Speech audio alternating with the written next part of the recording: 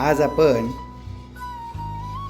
मामाच्या घरी स्वरा किरण उदमले ही छानपैकी एक निंबू पाणी करणार आहे. तर आपण स्वराला सोबत घेऊन तिच्यासोबत बोलूया की तू कसं हे लिंबू पाणी केलंस. हा स्वरा. मी हे लिंबू पाणी पाण्याने साखरेने थोडंसं वेलची पावडर कुटून व थोडासा लिंबू पिळून हे केलेलं आहे लिंबू पाणी आणि थोडीशी साखर ह्यांचं मिश्रण करून मी आज लिंबू पाणी बनवलं आहे. आणि थंड पाणी.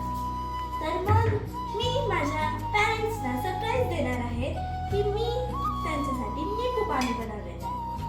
आता हे माझे मामा टेस्ट करून सांगतील की हे कसं झालेलं आहे. यम्मी, एकदम छान. तर माझे पॅरेंट्स काही वेळातच येतील.